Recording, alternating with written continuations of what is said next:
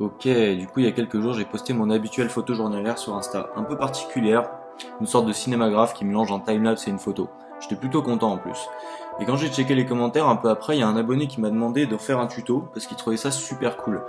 Et bien du coup ça m'a grave motivé et on est parti sur un tuto. Allez c'est parti, on balance l'intro.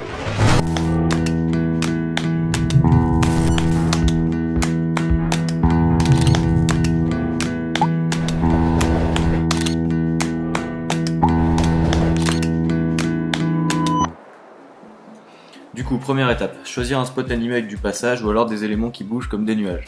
Choisir son cadrage, placer les modèles selon vos envies et prendre la photo principale. Mise au point sur les modèles. Attention, il faut faire la mise au point manuelle, ça veut dire qu'il faut désactiver la mise au point automatique. Puis on lance un timelapse sans changer le cadrage ni la mise au point. Du coup, c'est pour ça qu'on l'avait mis en manuel. Dans mon cas, en ville, avec du passage, j'ai changé le temps d'exposition et fermé un peu l'ouverture pour donner cet effet filé. Quand on change le temps d'exposition, le capteur va être ouvert plus longtemps et du coup, il va donner un peu ce flou de mouvement qui peut être intéressant sur des mouvements comme ça. Du coup, un timelapse de 2 secondes devrait suffire pour faire une boucle. Et du coup, laissez-moi calculer, ça fait 50 images. Ok, du coup, on se retrouve sur Lightroom et on va commencer à retoucher la photo principale. Du coup, la première photo qu'on a prise avec le modèle. Au niveau de la température, je vais pas forcément trop retoucher, je vais peut-être baisser un peu. Donc la température en fait ça va être vraiment à quel point vos blancs sont blancs en fait. C'est ce qu'on appelle la température de couleur. Au niveau de la teinte, je vais rajouter peut-être un peu, je vais la mettre à 8. Ça donnera un petit côté un peu rose qui peut être sympa de ce côté un peu en ville. Après, au niveau du contraste, on va l'augmenter un peu. Donc le contraste, vous savez ce que c'est l'écart entre les hautes et les basses lumières. D'ailleurs, en parlant de haute lumière, ce qu'on va faire, c'est que les hautes lumières, on va les monter un peu pour avoir plus d'images au niveau du personnage. Donc ce qu'on veut ici sur cette image, c'est vraiment retoucher que le personnage et éventuellement la partie centrale, ici en fait. Du coup, les ombres, on va les augmenter un peu pour qu'on voit mieux le personnage qui est au principal au milieu. Les blancs, on va les augmenter un peu aussi pour avoir plus de lumière. Et les noirs, on va les baisser un peu pour donner un peu de contraste. Voilà. Là, on est plutôt pas mal. Ok, la clarté, on va l'augmenter un peu aussi. Alors la clarté, j'ai l'habitude de dire que c'est un peu le réglage du pauvre, parce que c'est vrai que ça donne des belles photos, hein. Quand on la baisse, ça donne ça fait un côté un peu fantaisiste, et là c'est vrai que ça donne un peu de contraste. La clarté, c'est une sorte de micro-contraste, c'est vraiment des écarts très petits entre les pixels.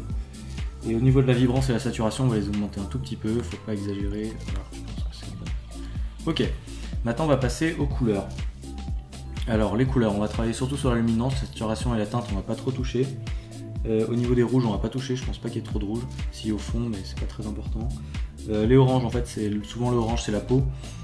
Là pas trop parce qu'il était assez blanc, mais on voit certaines lumières qui peuvent être intéressantes. Le bleu, on va l'augmenter aussi, c'est une certaine partie, et le bleu, là par contre ça va être sa veste, et du coup je pense qu'on peut le baisser un tout petit peu pour donner un peu de contraste. Ok, maintenant on va travailler sur les virages partiels. Le virage partiel, c'est un réglage très important, mais il ne faut pas en abuser. Donc voilà, je pense qu'on va se mettre un peu sur des jaunes, légèrement verts, pas trop, et on va augmenter un tout petit peu. Donc là, on va travailler que les hautes lumières, c'est-à-dire que les hautes lumières vont avoir la couleur que j'ai donnée, c'est-à-dire cette sorte de marron un peu jaune. Voilà, après au niveau des ombres, on va se mettre un peu dans les bleus. C'est vraiment, vous avez en fait certains motifs dans les retouches par rapport au virage partiel. Dans ce cas-là, dans la nuit, on va mettre plutôt les ombres en bleu. Donc voilà, on va pas trop exagérer, on va les mettre un peu comme ça. Ok, parfait, donc là on est bien parti pour commencer la photo. On va rajouter 2 fils gradués. Donc comme je l'ai dit précédemment, ce qui compte c'est vraiment juste le personnage, parce que vu qu'on va rajouter un timelapse autour en fait, du personnage, ce qui est ici en fait je m'en fous un peu au niveau de la retouche. Donc là je vais ajouter un filtre gradué à partir de là jusqu'à peu près le milieu du personnage, et on va créer une sorte de dualité, 2 couleurs sur le personnage, 2 faces éclairées sur le côté. Donc là on remet les réglages à 0.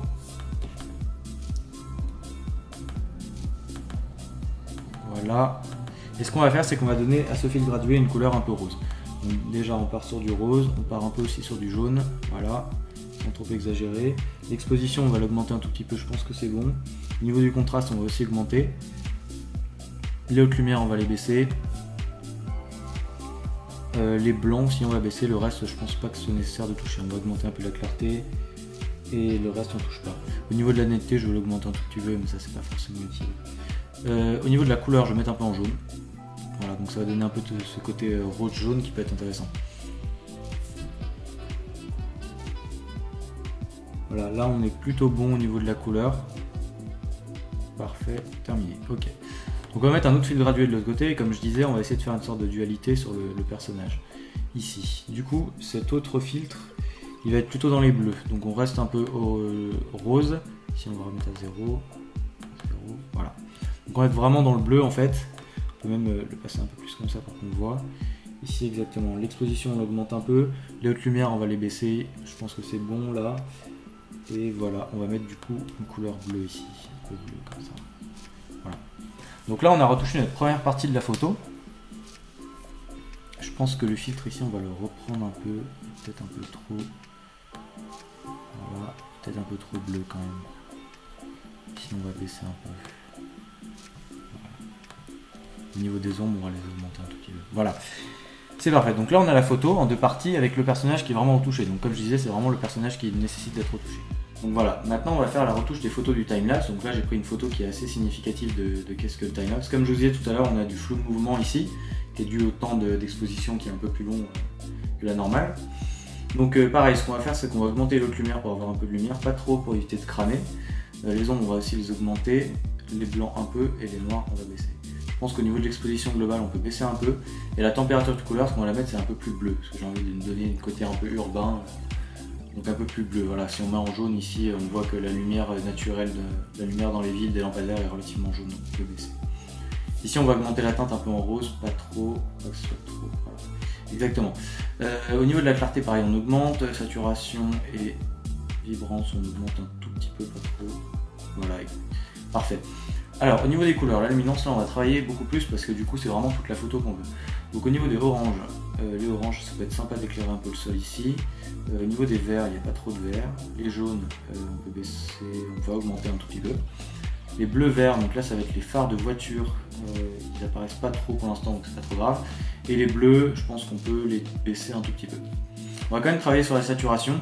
Je pense que par exemple les verts ici ne nécessitent pas forcément d'être très saturés, ainsi que les jaunes. Au niveau de orange, on va saturer un peu plus. En fait, toutes les couleurs qui sont les phares de voiture, on va les augmenter. Voilà, exact. Au niveau des teintes, on peut changer aussi. Par exemple, les oranges, on va les donner un peu plus rouge. Ça peut être sympa au niveau du sol. Ça donnera beaucoup plus de lumière en fait et de couleurs. Les verts aussi, on peut les baisser un tout petit peu. Et ainsi que les bleus, on peut les rendre un peu plus, on va dire, technologiques, avec un bleu un peu plus clair. Voilà. Maintenant on va passer au virage partiel, donc l'autre lumière pareil on va essayer d'uniformiser, donc je pense qu'on va les mettre un peu en bleu, ici, hop, voilà on va augmenter, donc c'est très bien.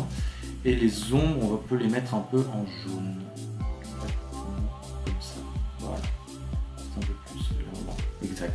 Donc là déjà on a une bonne base de retouche pour le timelapse. Donc vu que vous êtes sur une photo, vous pouvez quand même ajouter des filtres gradués, c'est ce qu'on va faire. On va ajouter un fil gradué en haut parce que c'est pas très intéressant forcément le haut. Donc là on va baisser l'exposition, baisser les ombres et on va baisser la température aussi pour donner un côté un peu plus bleu. Voilà, on va augmenter la teinte un peu en rose.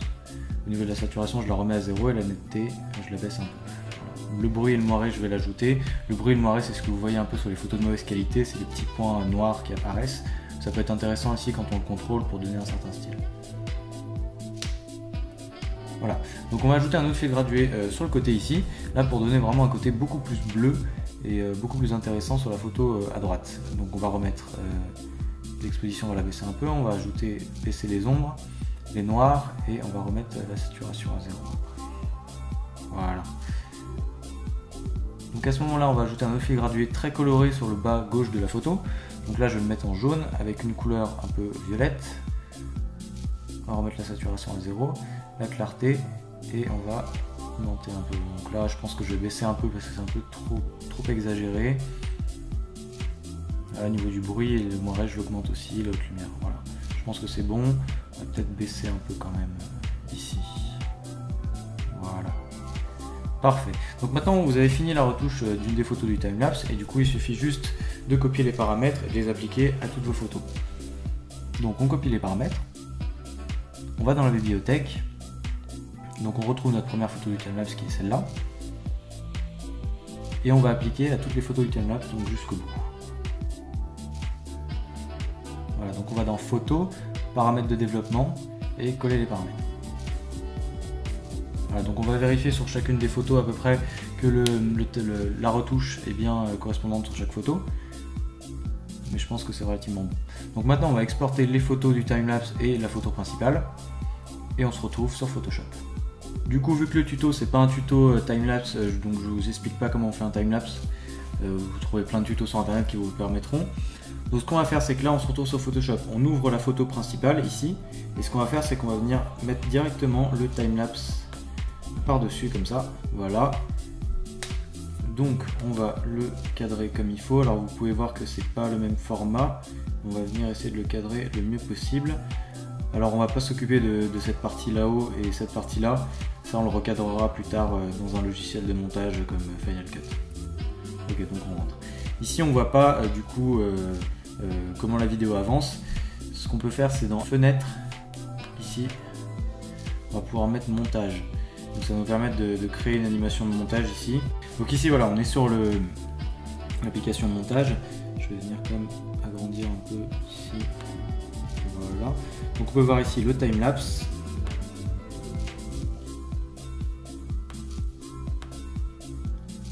Et l'arrière-plan derrière. Voilà. Donc on va venir placer en fait le timelapse derrière l'arrière-plan. Donc on va venir ici dupliquer l'arrière-plan, vu que c'est un arrière-plan, on ne peut pas le mettre devant en fait.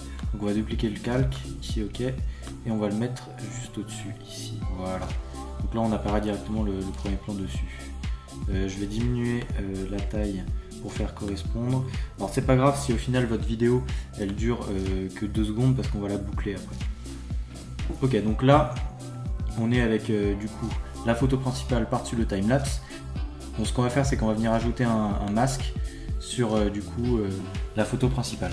Le masque, ça va nous permettre de sélectionner une partie de la photo, c'est-à-dire dans ce cas-là que le personnage. Donc les masques, comment ça marche? On va utiliser un pinceau de couleur noire et vous allez remarquer qu'en fait dès qu'on peint en noir, on va faire apparaître ce qu'il y a derrière. Donc en gros ici on va beaucoup augmenter la taille et ce qu'on va faire, c'est qu'on va faire apparaître tout ici là, et après on va faire plus précisément vers le personnage. Donc on diminue la taille, on diminue la dureté, et ce qu'on va faire, c'est plutôt comme ça, voilà. Et on va venir entourer le personnage ici. Alors il faut être plutôt précis ici autour du personnage.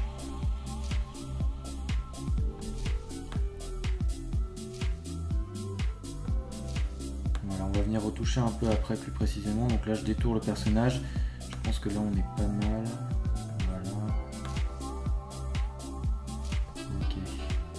Donc là on est plutôt pas mal. Vous voyez en bas que c'est pas très joli, du coup ce qu'on va faire, c'est que on va augmenter un peu la taille ici, un peu plus, la dureté aussi, voilà. Donc là on inverse les couleurs, on se remet en blanc et du coup on va pouvoir faire réapparaître cette partie là qui est en bleu, qui est plutôt intéressante. Ici, voilà. Et donc ici si on lance le timelapse, on va voir qu'en fait ça marche plutôt bien. Voilà, on a les mouvements qui apparaissent autour du personnage principal.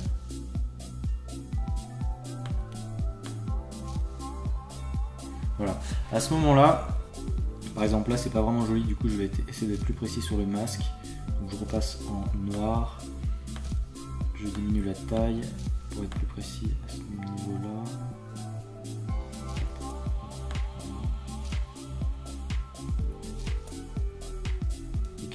Donc voilà, là on va jouer vraiment sur la précision, c'est à vous de voir comment vous voulez. Je pense que la dureté on peut la diminuer encore, et de voir à quel point vous voulez être précis.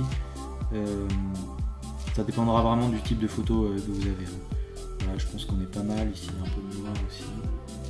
Voilà, il faut vraiment que le personnage s'incruste le mieux possible dans le timelapse. Mais le bas on va le garder parce que c'est important qu'on voit vraiment qu'il est debout, c'est-à-dire au niveau des ombres et tout ça. Donc voilà, je pense qu'on est pas mal là.